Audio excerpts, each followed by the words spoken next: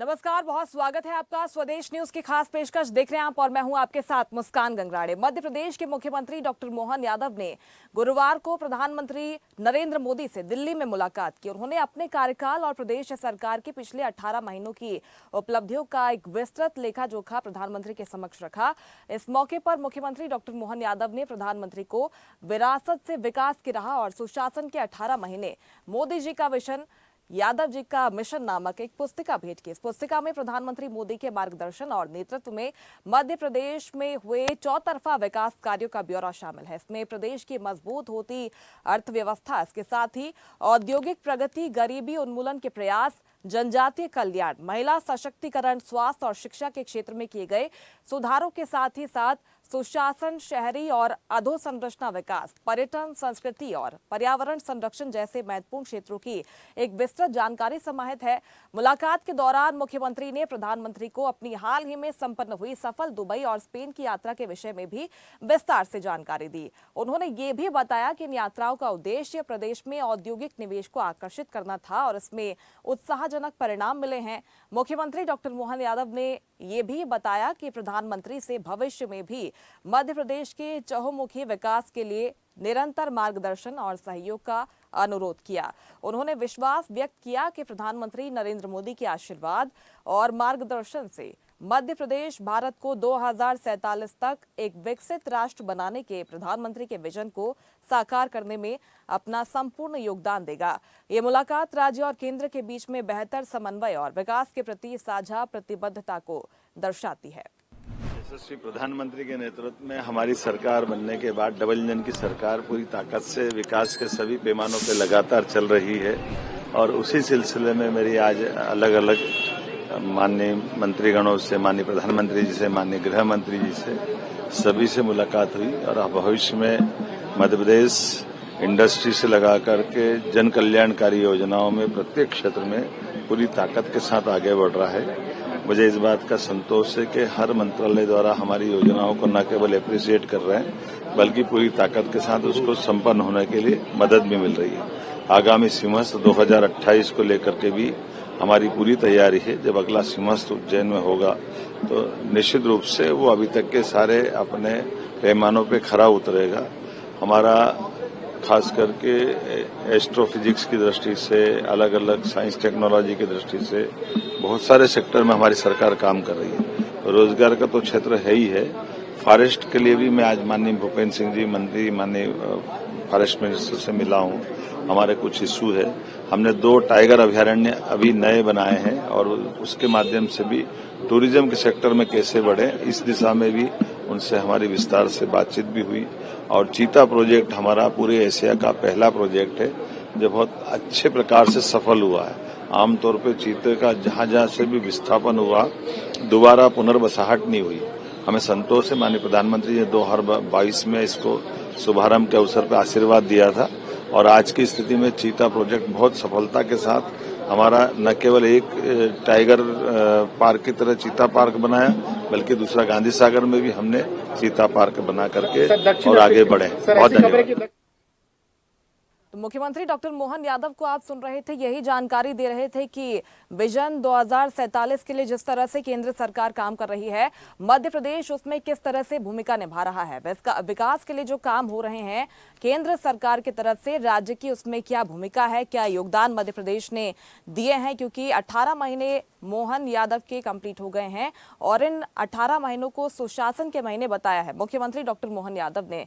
इन्हीं सुशासन के महीनों का ब्यौरा दिया है, लेखा जोखा दिया है मुख्यमंत्री डॉक्टर मोहन यादव ने। और ये मुलाकात कितनी सफल रही है, क्या मायने हैं, इसी पर हम चर्चा करने वाले हैं। 2 खास मेहमान हमारे साथ जुड़ रहे हैं, आपका परिचय करवा देती हूँ। हमारे साथ बीजेपी प्रवक्ता योगेश गुप्ता जी जुड़ गए हैं। योगेश जी, बहुत स्वागत है आपका स्वदेश न्यूज पर। इसके साथ ही वरिष्ठ पत्रकार रमेश शर्मा जी भी हमारे साथ स्वदेश न्यूज पर जुड़ गए हैं, आपका भी बहुत स्वागत है। रमेश जी, मैं शुरुआत आपसे करना चाहती हूँ। योगेश गुप्ता जी, आपसे शुरुआत करती हूँ। और जिस तरह से केंद्र सरकार, प्रधानमंत्री नरेंद्र मोदी विजन 2047 के साथ काम कर रहे हैं और मुख्यमंत्री डॉक्टर मोहन यादव की सरकार इसी संकल्प को पूरा करने के लिए मिशन मोड में काम करती हुई हमको नजर आ रही हैं। मुलाकात के लिए पहुंचे मुख्यमंत्री डॉक्टर मोहन यादव, हालांकि इस तरह की पहली मुलाकात नहीं है। लगातार केंद्र और राज्य के बीच में जो समन्वय है वो बना रहे, सामंजस्य बनाए रखने के लिए जरूरी भी होती हैं ऐसी मुलाकातें। अभी जो मुख्यमंत्री डॉक्टर मोहन यादव पहुंचे प्रधानमंत्री से मुलाकात के लिए दिल्ली, इस मुलाकात के क्या मायने हैं और क्या कुछ आप कहना चाहेंगे जिस तरह से विजन 2047 को आगे बढ़ाने के लिए मध्य प्रदेश में भी प्रयास हो रहे हैं? देखिए मुस्कान जी, डबल इंजन की भारतीय जनता पार्टी शासित सरकार, प्रधानमंत्री माननीय मोदी जी का जो मूल मंत्र है सुशासन, ज्ञान पर आधारित सुशासन, उसको आत्मसात करते हुए मध्य प्रदेश निश्चित रूप से विकसित भारत के 2047 के संकल्प को मद्देनजर रखते हुए पूरी सहभागिता निभाने के लिए तत्पर रूप से तैयार है जी। न केवल तैयार है बल्कि उसके लिए यशस्वी मुख्यमंत्री डॉक्टर मोहन यादव जी यथासंभव प्रयासरत भी हैं और हम मध्य प्रदेश वासी भली भांति उनकी उस कार्यशैली को पिछले 18 महीने से न केवल देख रहे हैं बल्कि जो धरातल पर उतर रहा है उसको भी पुनर्जीवित होते हुए हम देख रहे हैं। अगर मैं कुछ आंकड़ों के माध्यम से डॉक्टर मोहन यादव की सरकार की उपलब्धियों को आपके माध्यम से आपकी ऑडियंस के समक्ष रखूं तो निश्चित रूप से वो एक रिपोर्ट कार्ड भी होगा डॉक्टर मोहन यादव जी का कि 1,27,00,000 लाडली बहनों के खाते में निर्बाध रूप से जो धनराशि भाजपा शासित सरकार डाल रही है उसी में आज 250 रुपए ये रक्षाबंधन के बढ़ाकर इस महीने से और आगामी दिवाली से उसको 1500 रुपए करने की जो प्रतिबद्धता डॉक्टर मोहन यादव की सरकार ने दिखाई है वो एक महत्वपूर्ण बिंदु है, क्योंकि कांग्रेस चुनाव के समय से लगातार ये कहती आ रही थी कि ये चुनाव के बाद ये योजना बंद कर दी जाएगी। न केवल वो लाडली बहनों की योजना चालू रखी बल्कि उसको हम धीरे धीरे 3,000 तक ले जाने तक डॉक्टर मोहन यादव जी ने कई बार अपने अभिकथन में ये बात कही है। वहीं दूसरी तरफ उज्ज्वला गैस योजना के अंतर्गत 44 लाख से ज्यादा बहनों को 278 करोड़ की सब्सिडी दी गई है। किसानों के उन्नयन हेतु किसानों का गेहूं का समर्थन मूल्य 2700 रुपए किया गया है। 2425 में 175 रुपए बोनस बढ़ाकर 2600 रुपए प्रति क्विंटल किया गया। धान का 4,000 रुपए प्रति क्विंटल किया गया। शून्य ब्याज दर पर फसल ऋण की सुविधा किसान भाइयों को उपलब्ध की गई है। 2,43,000 लाडली लक्ष्मी बेटियों को 86 करोड़ से अधिक की छात्रवृत्ति दी गई है। इसी प्रकार अगर हम investor meet, regional investor meet और ग्लोबल इन्वेस्टर मीट के माध्यम से बात करें तो रीजनल इन्वेस्टर समिट के माध्यम से लगभग 7 लाख करोड़ का निवेश आया था और उसमें 4 लाख करोड़ का निवेश आया था और 2 लाख से ज्यादा रोजगार के अवसर सृजन हुए थे। वहीं ग्लोबल GIS के माध्यम से 30,777 करोड़ का निवेश आया और 13 लाख से ज्यादा रोजगार के अवसर सृजन हुए। 238 यूनिटों का 508 हेक्टेयर भूमि का आवंटन हो चुका है और इन यूनिटों का 12,700 करोड़ रुपए खर्च हो चुका है और 17,000 लोग अभी तक रोजगार से लग चुके हैं। तो यकीनन सभी क्षेत्रों में सबका विकास, सबका विश्वास और सबका साथ, इस मूल मंत्र को आगे बढ़ाते हुए डॉक्टर मोहन यादव की सरकार मध्य प्रदेश को आत्मनिर्भरता की ओर ले जाने के लिए प्रतिबद्ध है। बिल्कुल, निश्चित तौर पर एक लंबी सूची है जो काम किए गए हैं। 18 महीनों की बात कर लें मध्य प्रदेश सरकार की तरफ से इस मिशन को पूरा करने के लिए, इस संकल्प को साकार करने के लिए। रमेश जी, आपकी भी प्रतिक्रिया में चाहती हूँ। मुख्यमंत्री डॉक्टर मोहन यादव जब भी प्रधानमंत्री से मुलाकात के लिए पहुंचते हैं तो विकास का ब्यौरा, लेखा जोखा उनकी ओर से पेश किया जाता है और 2047 के विजन में मध्य प्रदेश सरकार के किए जा रहे कामों की क्या महत्वपूर्ण भूमिका आपको नजर आती है? मुलाकात के क्या मायने आप देखते हैं? देखिए, इस तरह की मुलाकात किसी भी मुख्यमंत्री की, कोई भी राजनीतिक दल हो, इस तरह की मुलाकात मुख्यमंत्री जी की प्रधानमंत्री जी से होते रहना चाहिए। क्योंकि देश का विकास हो या प्रदेश का विकास हो, उसमें राज्य सरकार योजनाएं तो बनाती है लेकिन इसमें स्वीकृति केंद्र सरकार की लगती है और वहां से हमको बहुत सारा कई मामलों में बजट भी मिलता है। यदि राज्य के संबंध केंद्र से बहुत अच्छे होंगे और संबंधित केंद्रीय मंत्रियों के मन में राज्य के विकास में जो चल रही योजनाएं हैं उनके प्रति अच्छी साख होगी तो भविष्य में जो और योजनाएं लंबित रहती हैं उनकी स्वीकृति मिलने की संभावना रहती है। तो ये मुलाकात कई मामलों में बहुत अच्छी है। और फिर जो प्रधानमंत्री जी को मुख्यमंत्री जी ने, उसमें कुछ बातें ऐसी हैं जो कहीं ना कहीं प्रधानमंत्री जी के पसंद की हैं। जैसे मान लीजिए अभयारण्यों का विकास जो है ये प्रधानमंत्री जी के पसंद का है, वो मध्य प्रदेश चूंकि उसमें आगे चल रहा है, तो हमको ये मान करके चलना चाहिए कि भविष्य में अभयारण्यों के विकास के मामले में मध्य प्रदेश को केंद्र से और सहायता मिलेगी। दूसरा एक मुद्दा जो प्रधानमंत्री जी के पसंद का है वो है विकास के साथ विरासत।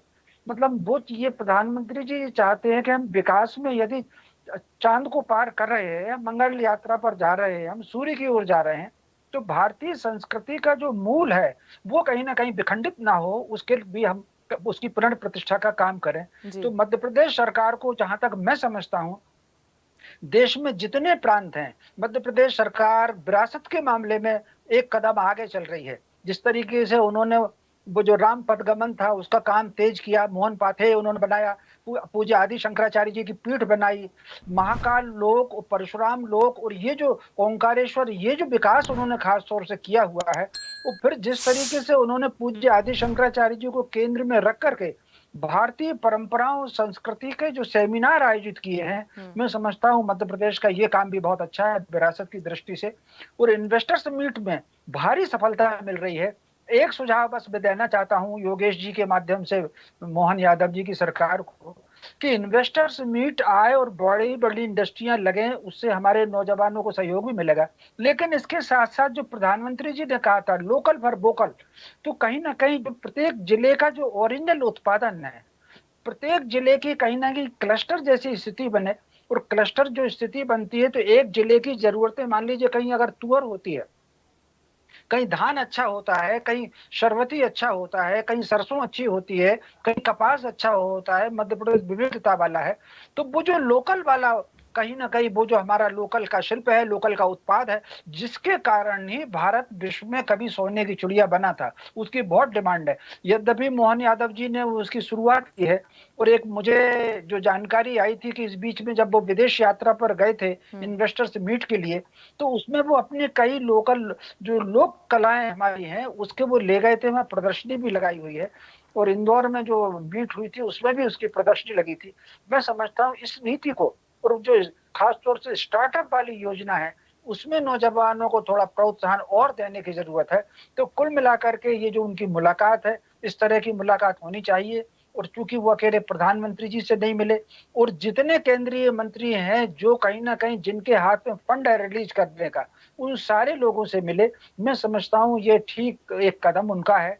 और आगे आने वाले मध्य प्रदेश में ये मुलाकात और उनके द्वारा दिया गया विवरण और प्रधानमंत्री द्वारा की गई सराहना, ये मध्य प्रदेश के विकास में एक नया आयाम जोड़ेगी, ऐसी मुझे उम्मीद लग रही है। बिल्कुल, निश्चित तौर पर। और जो बात आपने कही है वोकल फॉर लोकल की, ये बात मुख्यमंत्री डॉक्टर मोहन यादव ने जब वो दिल्ली पहुंचे तो प्रधानमंत्री नरेंद्र मोदी से भी उन्होंने की है। जिस तरह से हम देखते हैं कि मेक इन इंडिया की अब लगातार बात हो रही है, लेकिन मुख्यमंत्री डॉक्टर मोहन यादव ने वहां पर मेक इन एमपी की भी बात की है। योगेश जी, मैं आपसे समझना चाहती हूँ, मेक इन एमपी की जब बात मुख्यमंत्री डॉक्टर मोहन यादव कर रहे हैं तो क्या विजन है सरकार का आगे?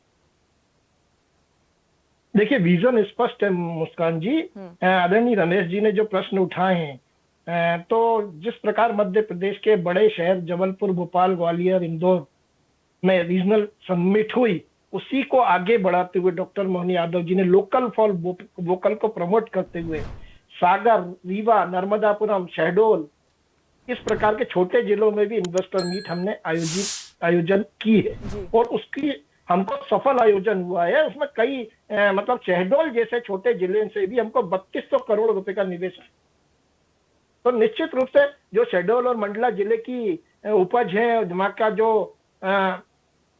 खनन है, वो देश और विदेश के पटल पर छाए, इसके लिए भी डॉक्टर मोहन यादव की सरकार प्रयासरत है।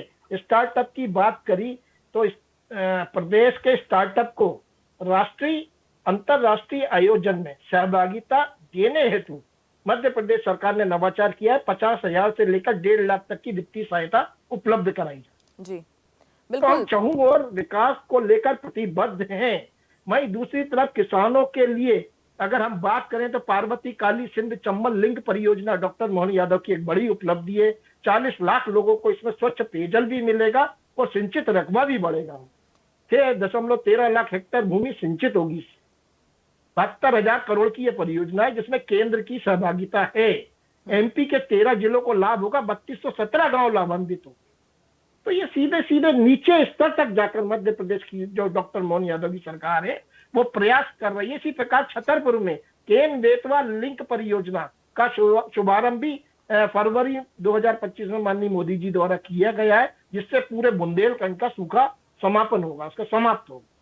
बिल्कुल, हालांकि ये योजनाएं तो योगेश जी काफी पहले से चलाई जा रही हैं। एक मिनट जी बिल्कुल, आप कंप्लीट कीजिए, फिर रमेश जी से मेरा सवाल है जो आपने बात की है उसको लेकर। 21% हमने बिजली उत्पादन बढ़ाया है, निश्चित रूप से ये भी एक बड़ी उपलब्धि है। और ग्रीन एनर्जी में ओंकारेश्वर फ्लोटिंग पार्क भी काम कर रहा है, उससे भी हमको 550 मेगावाट से ज्यादा की बिजली मिल रही है। तो ये सारे वो नवाचार की तकनीक और डिजिटलाइजेशन का जो समायोजित करते हुए और प्रदेश का विकास कैसे हो, इसके लिए डॉक्टर मोहन यादव जी सदैव प्रयासरत रहते हैं और पूरी गंभीरता के साथ काम कर रहे हैं। साथ में विभिन्न विभागों के प्रमुख सचिवों को साथ में लेकर बैठ, ताकि फौरी तौर पर समस्याओं का न केवल समाधान हो बल्कि निवारण किया जाए।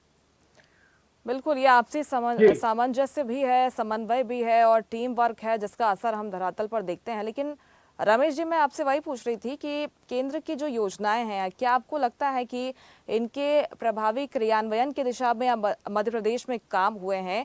योजनाएं कैसे धरातल पर उतरें और जनता तक पहुंचे, इसके लिए प्रयास हुए हैं मध्य प्रदेश सरकार की तरफ से, और उसी का परिणाम हम देख पा रहे हैं अभी। ये निश्चित रूप से ये जो केंद्र की जो 4-5 बड़ी योजनाएं हैं, जो लक्ष्य है मोदी जी का, मध्य प्रदेश ने उस दिशा में काम किया है, जिसका उल्लेख योगी जी ने भी किया। विशेषकर अगर आप देखेंगे नदी जोड़ो परियोजना अटल जी के समय बनी थी, लेकिन बीच में उसमें ठंडक आई और मोदी जी जब प्रधानमंत्री बने तो उन्होंने इसको गति दी। मोहन यादव जी ने मुख्यमंत्री बनने के बाद मध्य प्रदेश में इस काम को सबसे ज्यादा गति मिली। और दूसरी जो गति मिली है, जो धरती का वाटर लेवल गिर रहा है, वो धरती के वाटर लेवल को सुधारने के लिए, और उस योजना की सबसे बड़ी विशेषता यह है कि उसमें कोई गांव विस्थापित नहीं होगा। कहीं ना कहीं आमतौर पर नदी जोड़ो परियोजना हो या जैसे अभयारण्य का विकास हुआ, तो अभयारण्य के विकास के लिए लगभग 200 गांवों को विस्थापित किया गया। वो आवश्यक भी था। उसका एक कारण है कि कितने ऐसे वन्य जीव होते हैं, कितने ऐसे वन्य कीट होते हैं जो धरती के पर्यावरण से उनके जीवन को संकट होता है। तो वो जो आसपास के गांवों को उन्होंने शिफ्ट किया, उससे कहीं ना कहीं पर्यावरण की दृष्टि से वो शिफ्ट किया। तो ये मोदी जी की योजना थी कि कहीं ना कहीं वो जो वनों का जो प्राकृतिक स्वरूप है, धरती की जो प्राकृतिक क्षमता है, उसका पुनर्जीवन होना चाहिए। उस दिशा में भी मोदी जी ने एक बहुत अच्छा काम किया है। और दूसरा ये जो खास तौर से स्वरोजगार के दृष्टि से जो इन्वेस्टर्स मीट है, ये भी एक मोदी जी का एक अच्छा योजना है। तीसरी एक और जो बड़ी जो चाहते थे कि कृषि का उत्पादन बढ़ना चाहिए। इस बीच में अगर आप देखेंगे तो पिछले वर्ष की तुलना में इस बार मध्य प्रदेश का जो कृषि रकबा है उसमें वृद्धि हुई है। और उसमें जो कहीं ना कहीं ये जो 4-5-7 चीजें हैं, जीवन की आधारभूत सिद्धांत, जीवन में 2 प्रकार की आवश्यकताएं होती हैं। एक तो वो होती है कि जिसका काम हमारा काम ना भी मिले तो हमारा चल जाएगा, कुछ चीजें समय के साथ बदलती हैं, लेकिन कुछ आधारभूत आवश्यकताएं होती हैं जिसमें धरती का पर्यावरण होता है, जल की सुरक्षा जिसमें हो सकती है, खेती का विकास जिसमें है, वन्य प्राणियों का विकास जिसमें है, संस्कृति का पुनर्निर्माण जिसमें है। ये जो 4-5 चीजें जो मोदी जी की प्राथमिकताएं थी, मध्य प्रदेश ने उसमें अच्छा काम किया है। और मैं समझता हूं उस पर देश में अग्रणी राज्य के रूप में मध्य प्रदेश बना है। और खासतौर से जो अभयारण्यों की सुरक्षा की प्रधानमंत्री जी ने व्यक्तिगत तारीफ की, और व्यक्तिगत तारीफ की अभयारण्यों की, करीब मेरे ख्याल से 9 अभयारण्य अब मध्य प्रदेश में हो गए हैं। तो मैं समझता हूँ ये जो ट्यूनिंग है राज्य की और मध्य प्रदेश की, इससे जो कहीं ना कहीं योजनाओं की स्वीकृति और योजना आयोग में जब बैठक होगी और जो दूसरी चीजें होंगी, तो उसमें फंड रिलीज होने में भी हमको बहुत सुविधा मिलेगी। इसके अलावा जो सफाई वाला अभियान है, आप अगर ध्यान देंगे, मोदी जी ने जब पद संभाला था तो वो खुद झाड़ू लेकर के गए थे सबसे पहली बार जब उन्होंने 2014 में प्रधानमंत्री बने थे। उस सफाई अभियान में, यद्यपि मध्य प्रदेश का इंदौर शहर, कई और शहर सफाई अभियान में आगे हो रहे थे, लेकिन इस बार आप कल्पना कर सकते हैं सफाई अभियान के जितने ग्रेडेशन है गांव से लेकर के महानगर तक की, उसमें मध्य प्रदेश ने अपना स्थान देश में बनाया है। तो ये सारी की सारी चीजें हैं, इस केंद्र की नजर में मध्य प्रदेश चढ़ेगा। जो विकास योजनाओं की स्वीकृति में, प्रधानमंत्री की मंजूरी में, ये सारी चीजें सहायक होंगी। जी बिल्कुल, और दोनों ही सरकारों के काम करने के तरीके को अगर हम देखते हैं तो एक चीज़ कॉमन मुझे नज़र आती है, चाहे भारत की बात कर लें, चाहे मध्य प्रदेश राज्य की बात कर लें, तो विरासत से विकास का संकल्प हमको दोनों के ही काम करने के तरीके में नज़र आ रहा है। जो विरासत भारत के पास है, मध्य प्रदेश के पास है, उसको आगे बढ़ाना है। और इन सारी चीज़ों का आपने जो जिक्र किया है रमेश जी, निचोड़ यही निकलता है कि किस तरह से अभी काम हुए हैं और जो विरासत हमारे पास है उसको किस तरह से आगे बढ़ाना है और इसी से हमको विकास करना है। जो ब्यौरा दिया है, जो लेखा जोखा दिया है, योगेंद्र जी आपसे सवाल है मेरा, जिस तरह से शहरी विकास की बात की है, पर्यटन एवं संस्कृति की बात की गई है और इस दिशा में जो प्रयास अभी तक हुए हैं इन 18 महीनों में, तो आगे भी आपको लगता है कि ये काम निरंतर इसी तरह जारी रहने वाले हैं? निश्चित रूप से मुस्कान जी, देखिए संस्कृत भाषा को बढ़ावा देने के लिए गुरुकुल चला जा रहे हैं और उसमें मध्य प्रदेश शासन पूरी गंभीरता के साथ काम कर रहा है। वहीं दूसरी तरफ बिजली और पानी के मामले में आज मध्य प्रदेश आत्मनिर्भर हो चुका है। ओंकारेश्वर फ्लोटिंग प्लांट का तो मैंने जिक्र किया, मगर वहीं एक और हमारा प्लांट है दोधन बांध, वो भी चालू हो चुका है। हमने 5 रुपए 15 पैसे पर यूनिट के हिसाब से 2755 मिलियन बिजली दूसरे राज्यों को बेची है। ये अप्रैल 2024 तक का, अप्रैल 2024 से अक्टूबर 2024 तक के आंकड़े। तो निश्चित रूप से मध्य प्रदेश आगे बढ़ रहा है, न केवल आगे बढ़ रहा है, देश के विकास में अगर जीएसडीपी की भी बात करें तो मध्य प्रदेश की आज जीएसडीपी 15 लाख करोड़ से ज्यादा की हो चुकी है। जीएसटी कलेक्शन में मध्य प्रदेश सहभागिता बराबर निभा रहा है। पर्यटन स्थलों को लेकर डॉक्टर मोहन यादव की सरकार गंभीरता के साथ काम कर रही है। 4 बड़े शहरों को हमने एयर कनेक्टिविटी से जोड़ दिया है। वहीं दूसरी तरफ स्वास्थ्य सेवाओं के लिए हमने एयर एम्बुलेंस जैसी योजनाओं का नवाचार किया है। अभी 100 से ज्यादा शव वाहन कल परसों में रवाना किए गए। डॉक्टर मोहन यादव जी की प्रधानमंत्री से भेंट एक और विषय को लेकर थी जो शायद उल्लेख करना मैं भी भूल गया और आपकी रिपोर्टिंग में भी नहीं दिखाया। आगामी भोपाल मेट्रो के लोकार्पण के लिए भी माननीय प्रधानमंत्री जी ने डॉक्टर मोहन यादव की सरकार को समय दिया है और शीघ्र अतिशीघ्र भोपाल में भी मेट्रो का संचालन शुरू होने जा रहा है। तो ये भी एक बहुत बड़ी उपलब्धि है। जिस सपने को हमारे स्वर्गीय पूर्व मुख्यमंत्री बाबूलाल गौर जी देखते थे, वो सपना आज साकार होने जा रहा है। उनका बहुत बड़ा सपना था कि भोपाल में मेट्रो चले। बिल्कुल, निश्चित तौर पर, क्योंकि अधोसंरचना विकास पर अब मध्य प्रदेश में काम हो रहा है। इसके साथ ही साथ इस मुलाकात से हमको ये भी नजर आता है कि मध्य प्रदेश के किसानों के खुशहाली के लिए भी सरकार निरंतर काम कर रही है और किस तरह से केंद्र से सहयोग लिया जा सके, वित्त को लेकर भी बातचीत हुई है। और हम यही उम्मीद कर सकते हैं कि मध्य प्रदेश की जनता के लिए जिस मुलाकात के लिए, जिस विजन को लेकर मुख्यमंत्री डॉक्टर मोहन यादव पहुंचे थे, वो विजन फलीभूत हो, धरातल पर हमको जल्दी नजर आए। आप दोनों का बहुत शुक्रिया स्वदेश न्यूज पर के लिए, हमसे बातचीत करने के लिए। योगेश जी, रमेश जी हमारे साथ जुड़े हुए थे, दोनों का बहुत शुक्रिया। तो मोहन सरकार जो मिशन में काम कर रही है, केंद्र का जो मिशन है विजन 2047, इस दिशा में तमाम प्रयास मध्य प्रदेश में हुए हैं। जिस तरह से अधोसंरचना विकास के लिए, नारी सशक्तिकरण के लिए, औद्योगिक विकास के लिए सरकार ने काम किए हैं, उसी का ब्यौरा यहाँ पर पेश किया गया है। इस तरह की मुलाकातें सार्थक साबित होगी, इसी उम्मीद के साथ मेरे साथ इस खास पेशकश में इतना ही। आप देखते रहिए स्वदेश न्यूज, सबसे पहले देश। लेटेस्ट खबरों के लिए लाइक, फॉलो और YouTube पर सब्सक्राइब करें, बेल आइकन दबाएं, साथ ही विजिट करें SwadeshLive.com पर।